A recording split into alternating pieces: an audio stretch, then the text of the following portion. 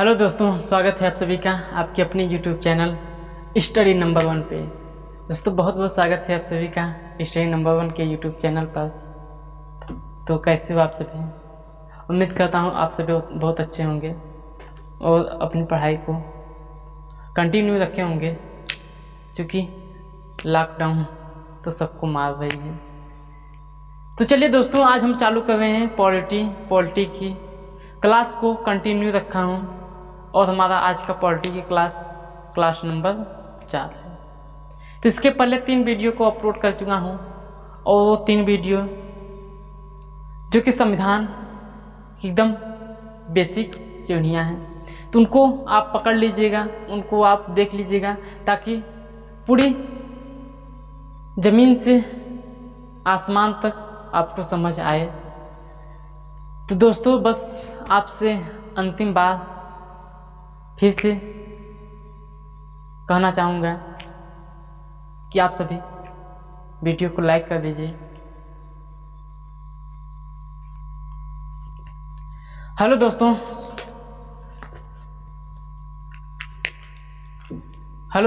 स्वागत है आप सभी का आपके अपने यूट्यूब चैनल स्टडी नंबर 1 में। दोस्तों बहुत बहुत स्वागत है आप सभी का स्टडी नंबर 1 के यूट्यूब चैनल में। तो जैसा कि हम लोग पॉलिटी की क्लास को कंटिन्यू रखा हूँ, पॉलिटी की श्रृंखला को कंटिन्यू रखा हूँ और आप सभी बहुत अच्छे से पढ़ रहे होंगे हमारे पॉलिटी की क्लास को।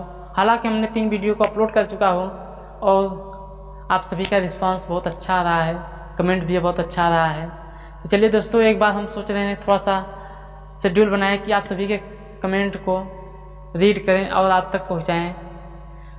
तो चलिए दोस्तों, वो तो अलग बात की बात है और आप सभी से उम्मीद चाहूँगा कि आप सभी भी कमेंट कीजिएगा और आपका भी नाम हमें देखने को मिले। और आपके कमेंट से बहुत प्रोत्साहन मिलता है, क्योंकि आपके कमेंट से ही हमें इतना एनर्जी मिलती है। और हालांकि इस समय तो देख रहे होंगे 2 बज चुका होगा, अभी शाम से खाए पिए भी नहीं होंगे। तो आपका कमेंट पढ़े तो समझ लीजिए कि कितना एनर्जेटिक हो गए कि हमने वीडियो को फिर बनाना कंटिन्यू रखा। हालांकि कंटिन्यू तो ऐसे भी रखा था, बट अभी तुरंत बनाना प्रारंभ कर दिया। तो बस दोस्तों, आपसे बस एक ही विनती है कि आप सभी वीडियो को लाइक कर दीजिएगा और अपने दोस्तों के साथ शेयर कीजिएगा।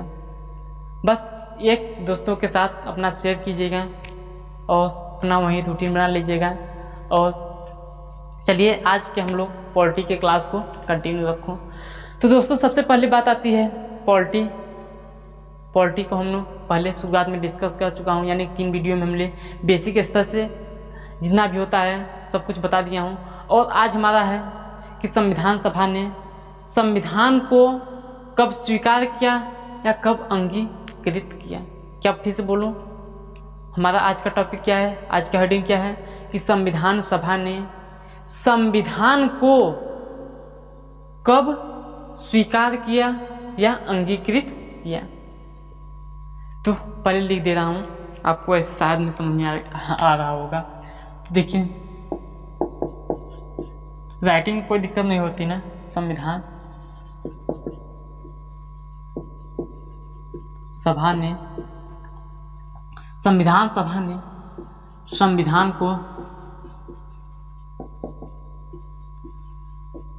संविधान को कब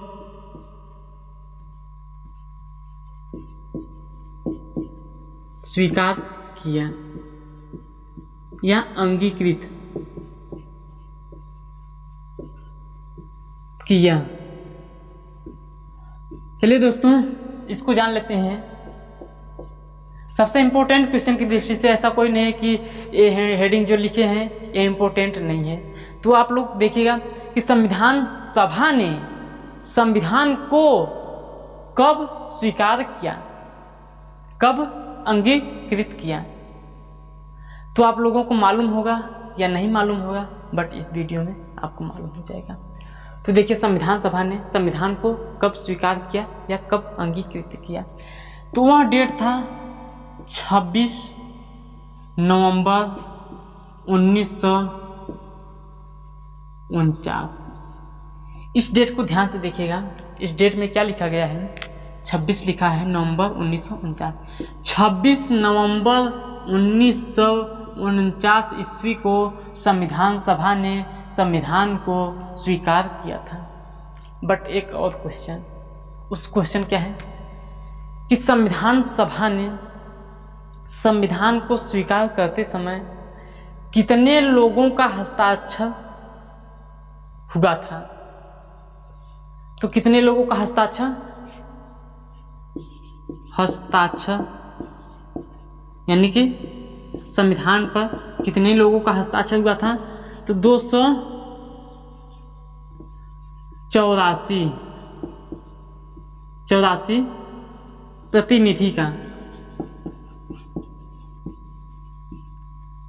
प्रतिनिधि का हस्ताक्षर हुआ था।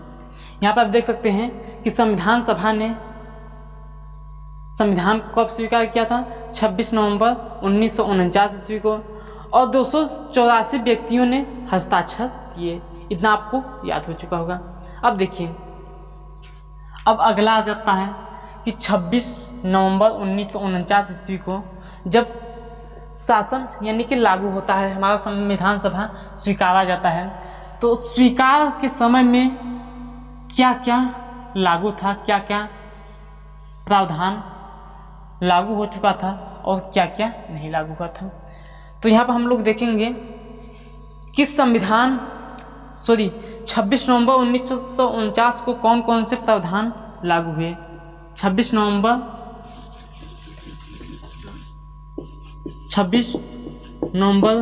1949 ईस्वी को कौन से प्रावधान लागू हुए?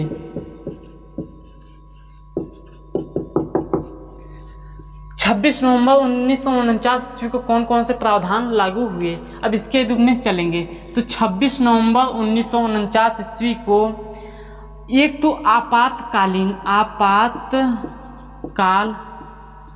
प्रावधान,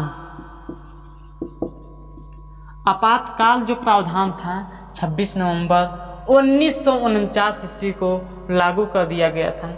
और सेकेंड नंबर क्या है?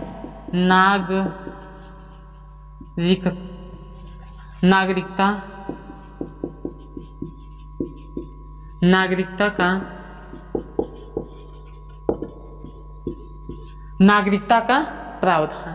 फर्स्ट में क्या है? आपातकाल का प्रावधान, नागरिकता का प्रावधान। अब आपातकाल का प्रावधान किसमें के आर्टिकल में, कौन कौन से आर्टिकल में है? 352, 356, 360। इसको आप लोग अनुच्छेद को याद कीजिएगा। देखिए, आपातकाल का प्रावधान, नागरिकता का प्रावधान, ये दोनों जो प्रावधान हैं 26 नवंबर 1949 ईस्वी को लागू कर दिया गया था। बट अब थोड़ा सा आगे चलते हैं। अब आगे चलने के पश्चात हम लोग लिखेंगे क्या कि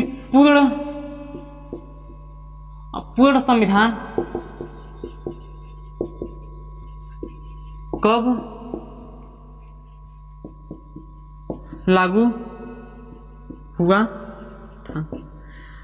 पूर्ण संविधान कब लागू हुआ था?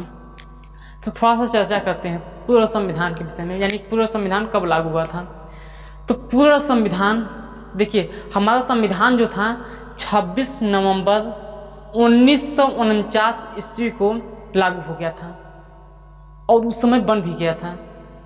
बट हमारा जो संविधान 26 जनवरी 1950 ईस्वी को क्यों लागू हुआ? इतना टाइम क्यों जोहा गया बताइए।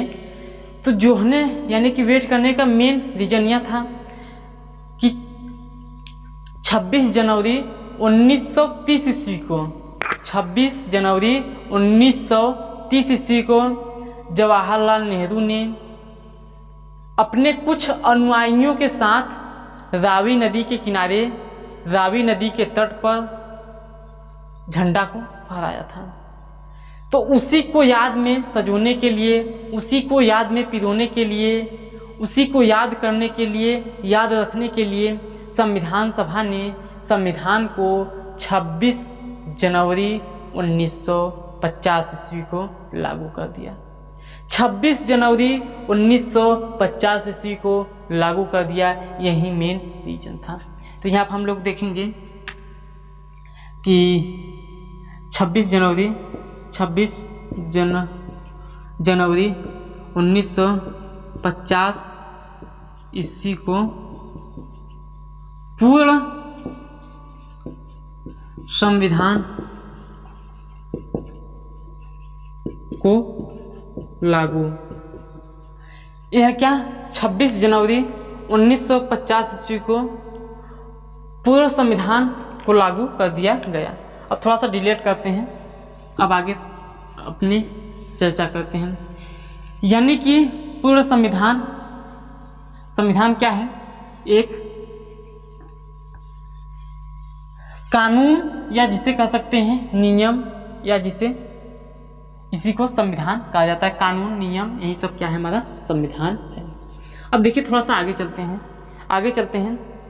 अब संविधान यानी कि गणतंत्र, नियम जिसे गणतंत्र यानी कि इस दिन को क्या कहते हैं? गणतंत्र दिवस के रूप में मनाया जाता है।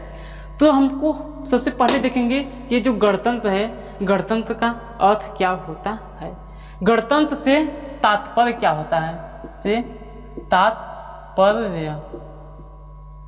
गणतंत्र से तात्पर्य, तो गणतंत्र से तात्पर्य होता है देश प्रधान। देश प्रधान का मतलब क्या होता है? कि देश प्रधान का मतलब कि राष्ट्रपति। हमारे देश का प्रधान कौन होता है? तो राष्ट्रपति। और यही राष्ट्रपति प्रथम नागरिक कहलाते हैं। यही राष्ट्रपति प्रथम नागरिक कहलाते हैं। और दूसरा क्या गणतंत्र से तात्पर्य होता है? कि राष्ट्रपति का जनता के द्वारा निर्वाचित होना, ये क्या है? गणतंत्र से तात्पर्य है। अब देखिए थोड़ा सा आगे लिख देते हैं कि 26 जनवरी 1950 ईस्वी को भारत पहली बार गणतंत्र हुआ। 26 जनवरी 1950 ईस्वी को भारत पहली बार गणतंत्र हुआ और प्रथम प्रधान के रूप में डॉक्टर राजेंद्र प्रसाद थे। प्रथम प्रधान के रूप में डॉक्टर राजेंद्र प्रसाद थे, जो कि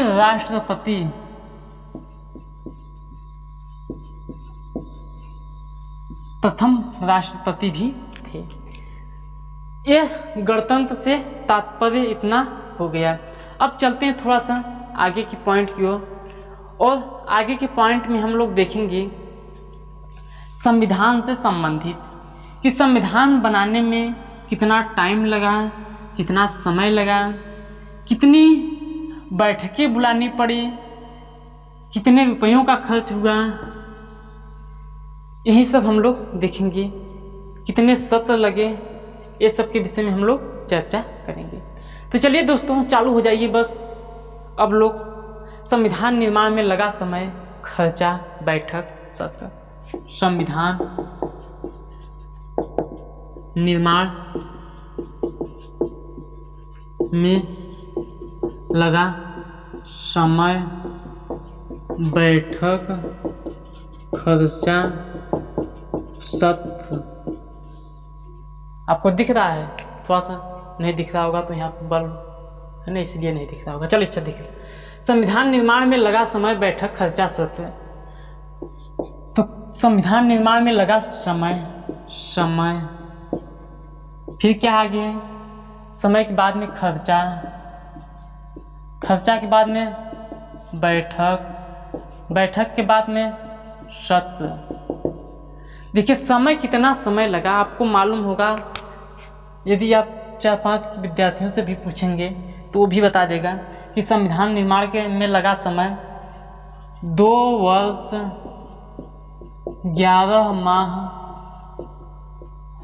18 दिन।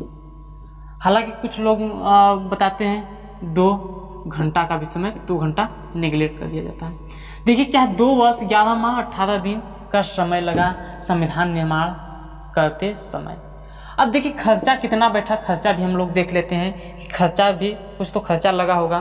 तो खर्चा कितना लगा, लगभग 64 लाख रुपए। लगभग कितना, 64 लाख रुपए। अब देखिए 64 लाख रुपए तो खर्च लग गया। अब बैठक कितनी बुलानी पड़ी, बैठक कितनी बुलाने पड़े, तो बैठक 166 बैठक को बुलाना पड़ा। सत्र कितने बुलाने पड़े, तो सत्र आपको 12 देखने को मिलता है। पूरे संविधान सभा में 12 सत्र, संविधान के निर्माण में 12 सत्र को बुलाना पड़ा। तो आप लोग याद करिएगा कि संविधान निर्माण में लगा खर्च, बैठक, खर्चा, समय सब कुछ दिया है। समय 2 वर्ष 11 माह 18 दिन, खर्चा 64 लाख, बैठक 166, सत्र 12 सत्र को लगा था। बस इतना ही, और थोड़ा सा और चर्चा कर लेते हैं। तो और अगले पॉइंट में हमारा है भारत गणतंत्र कब बना। हालांकि बता चुका हूँ, फिलहाल एक हेडिंग के रूप में और चल देते हैं। भारत गणतंत्र कब बना। भारत गणतंत्र